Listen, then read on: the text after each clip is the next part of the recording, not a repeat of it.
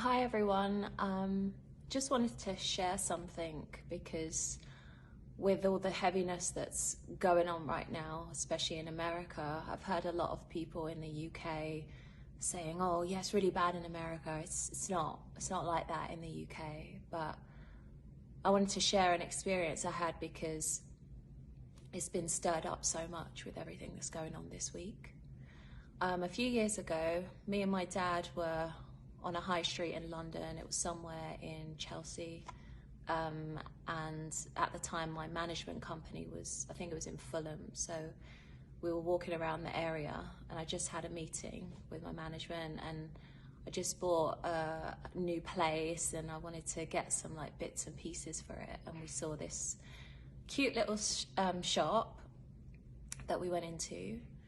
And we were looking around and there were other customers in there. I didn't realize at the time, but all of the customers were white. Me and my dad were the only black people in there.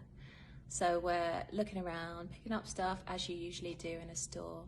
And I started to notice that the lady store owner was kind of hovering around and her vibe was just off. And eventually she came up to my dad and I and said, "You need to put that down. You need to put that stuff down. You're not allowed to touch it."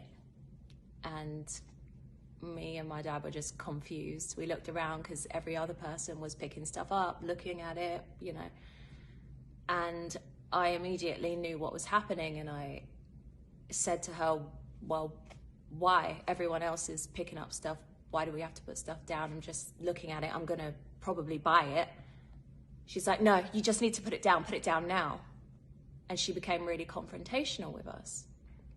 Now I could see people in the store, like I said, it was a lot of white people, and they were looking and kind of like whispering under their breaths, and they started leaving the store.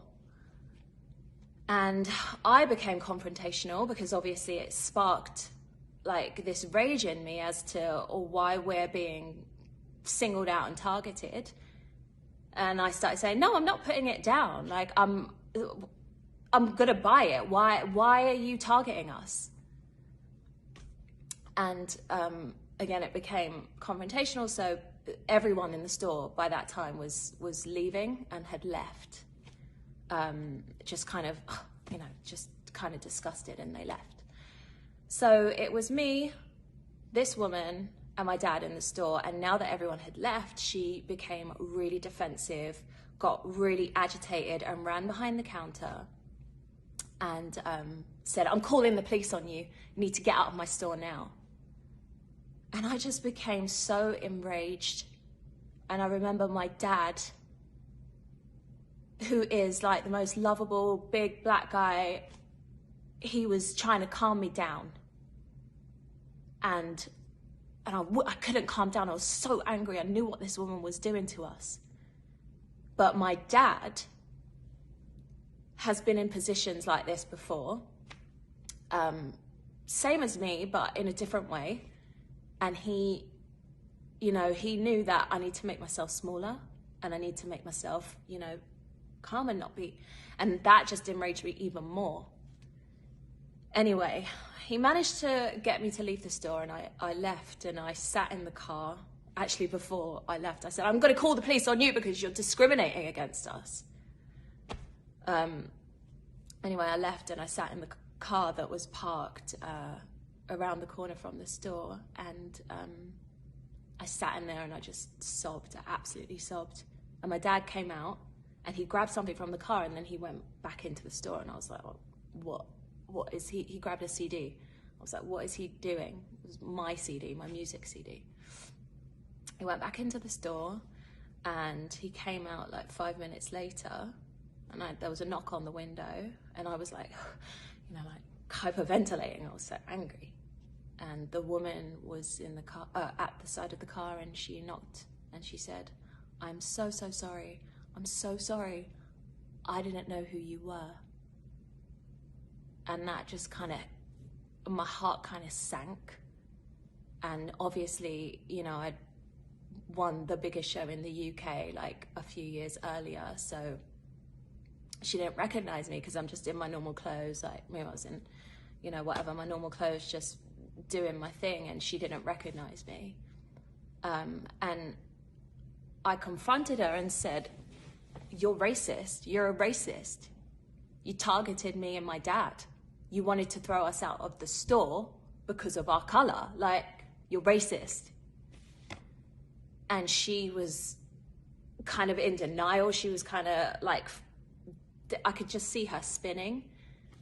And she was very like, no, I'm not. I just got scared, you know, and I thought you were going to take something. And I'm like, that is the conditioning that we have. That is racism. Like, this conditioning that we were going to take something, black people, oh, they're going to steal something, or there's something to be scared of, or people with darker skin tones are, you know, not, they're going to do something bad. You know, it's this conditioning that we have. So when people in the UK are saying, no, we don't really, you know, it's not something that we have here. It's not really a problem here. It is a problem. It's a big problem. And, you know, I just wish that the people in the store, that the white people in the store that all left, they left out of disgust because they knew something, they knew it was wrong, and they left, but they didn't say anything. And because they didn't say anything, the situation escalated. So we were left on our own with this woman in the store who became more agitated and felt like people were leaving because my dad and I were disrupting the peace. No, they were leaving because they were disgusted at this woman's behavior, but they didn't say anything. So for the people that are not speaking out or not saying anything, like, you're the people that left. You just left. You kind of, oh, it's disgusting, but it's going to disrupt my day too much to really get involved and really stand by their side and say, hey, what are you doing? Why are you targeting them? This is wrong. So when I see messaging of, you know, don't stay silent, say something, it's real. You need to say something. You need to stand with us, and you need to acknowledge that it's happening, because when you don't acknowledge that it's happening, you're diminishing the pain and you're diminishing our humanity. And especially in the UK, you know, there are a lot of areas where there are white areas, and you could feel maybe that, you know, you're in this bubble and this is not happening. But come to the areas where there's predominantly black populations, ethnic minorities, come to those areas. I dare you, come to those areas and see. You'll see it's underfunded. There's lack of resources. You know, I grew up in Hackney. I grew up in a predominantly black area. It was underfunded.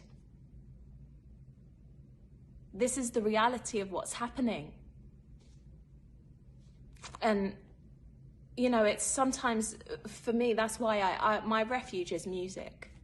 And I'm a singer, I'm a musician, and that's my refuge, always. And sometimes I feel like maybe I can't articulate myself properly when I'm just talking. But obviously in this circumstance, I have to speak about it. And I hope it's coming across how I need it to come across. Because I'm just in pain, and I'm tired, and I'm sick of it. And you know, I'm someone who's mixed race. My mum is white, my dad is black. And I had a beautiful representation of what that unity meant for me. Because when that comes together in the most loving way, it is the most beautiful thing. Equal and beautiful. But that's not the reality of what's going on.